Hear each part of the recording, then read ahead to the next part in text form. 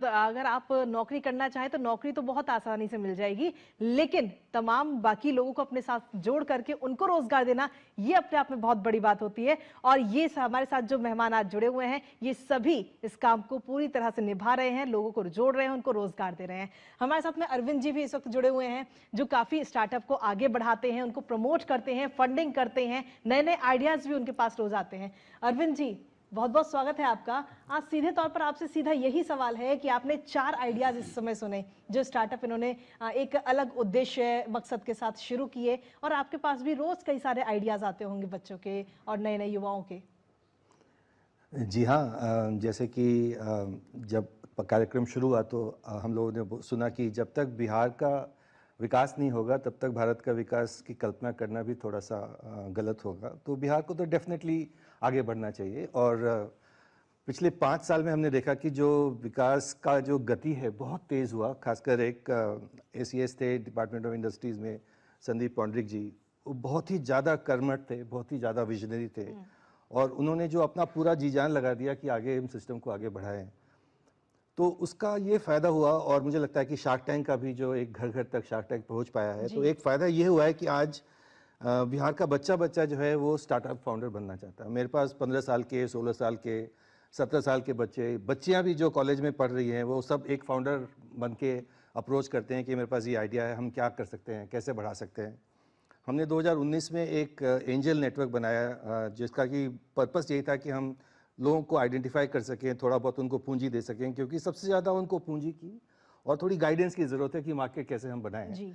तो सबसे पहले हमने जो पूंजी रेज़ किया था वो दिलखुश के लिए रेज़ किया था। करीब 50 लाख का सीड फंड हमने उनके लिए रेज़ किया था। उन्होंने बहुत ज़बरदस्त उससे काम किया। और अभी करीब 10-12 ऐसे स्टार्टअप्स हैं, चाहे वो एजुकेशन साइड में हों, चाहे वो हेल्थ साइड में हों। जो काम इन्होंने ट्रांसपोर्टेशन में किया है कंज्यूमर के लिए, वही हम लॉजिस्टिक्स में ट्रक के लिए करना चाहते हैं। अगर बिहार में, मतलब जो सबसे गरीब एक तरह से प्रदेश है, वहाँ पे सबसे ज़्यादा एक्सपेंसिव है ट्रक में सामान भेजना। तो एक नया स्टार्टअप है, तुरंत उस पर हम काम कर रहे हैं, जो कि उस पर चेंज करा सकते हैं। एक स्टार्टअप है जो कि बिहार से, हम सोचते हैं कि बिहार में इंग्लिश नहीं पढ़ाते हैं, कर्पूरी ठाकुर की वजह से कर्पूरी जनरेशन शुरू होगी वहाँ पर एक।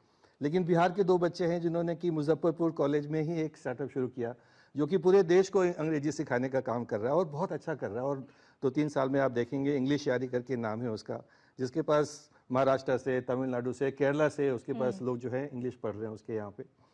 ई कॉमर्स और क्विक कॉमर्स का बहुत बड़ा जलजला है, और बहुत सारे ड्राइवर्स जो हैं वो बिहार से आते हैं। बिहार का बहुत बड़ा स्टार्टअप है ATM बाइक्स, जो कि 3,000 बाइक्स का एक नेटवर्क लेके आगे बढ़ रहा है।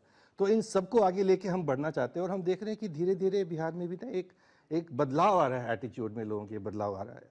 और मुझे याद है 1919, मतलब ऑलमोस्ट 100 साल पहले, एक हमारे ज़मींदार थे रजौर के, टंकनाथ चौधरी जी, और वो पूर्णिया के कॉलेज के भाषण में, उनका एक जो 50वां साल का भाषण था पूर्णिया में, वो भाषण में कहते हैं कि जो राज सेवा का कीड़ा बिहार में लगा हुआ है, एक हमारे यहाँ पे घुन बोलते हैं, मतलब घुन जैसे चावल में लग जाता है, गेहूं में लग जाता है, कि राज सेवा को जो घुन हमारे यहाँ लगा हुआ है, ये हमारी आर्थिक पतन का कारण बनने वाला है। ये 100 साल पहले राजा ने बोला है, और हमको वाणिज्य में जाना चाहिए। और फिर वो एक श्लोक देते हैं कि वाणिज्यते वस्ते लक्ष्मी। तो मतलब आप अगर जनरेशनल वेल्थ बनाना चाहते हैं, आप भले ही IAS बन जाए, भले ही IPS बन जाए, और अगर आप ऑनेस्ट हैं मान लीजिए, तो आपके बच्चे भी जॉब के लिए ढूंढते रहेंगे।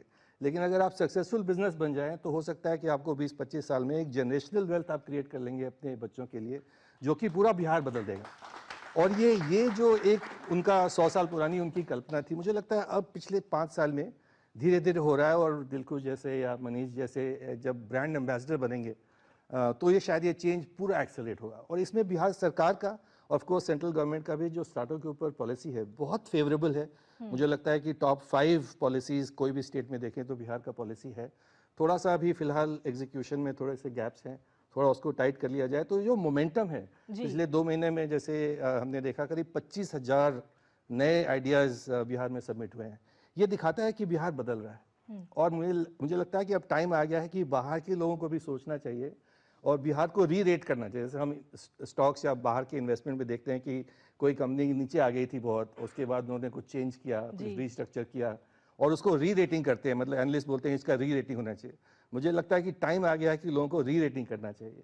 और मैंने थोड़ा सा कैलकुलेशन किया था कि इस समय बिहार के जितने 1200-1500 स्टार्टअप्स हैं, उनमें से जो 100 टॉप स्टार्टअप्स जी। हैं, उसका मे भी 500 करोड़ का ओवरऑल वेल्थ होगा। मतलब आज 500 करोड़ में मैं सारे स्टार्टअप खरीद सकता हूँ, लेकिन ये अगले 10 साल में ये 20,000 करोड़ पे वैल्यू चली जाएगी। तो मतलब 500 करोड़ आज है और इसका इतना बड़ा ग्रोथ, 40 गुना ग्रोथ होने वाला है। तो मैं तो कहूँगा जो ये शो देख रहे हैं आप लोग, थोड़ा सा बिहार को थोड़ा री रेट कीजिए, उसको नई नज़र से देखिए, और अगर हो सके तो बिहार में इन्वेस्ट कीजिए, क्योंकि जहाँ पे सबसे ज़्यादा ब्रोकन सिस्टम होता है वहाँ पे सबसे ज़्यादा ग्रोथ होता है। और दिख ही रहा है कि 14-15% का ग्रोथ रेट बिहार का चल रहा है। इस साल का भी जो है ऑलमोस्ट टॉप 2 ग्रोथ रेट में चल रहा है, और ये अगर 10-15-20 साल चला तो हो सकता है बिहार टोटली बदल जाएगा। बिल्कुल, और बिहार इस रास्ते पे बहुत तेजी से आगे बढ़ भी रहा है, और हमारे साथ में जो मेहमान जुड़े हुए हैं उनके स्टार्टअप से ये नजर भी आता है।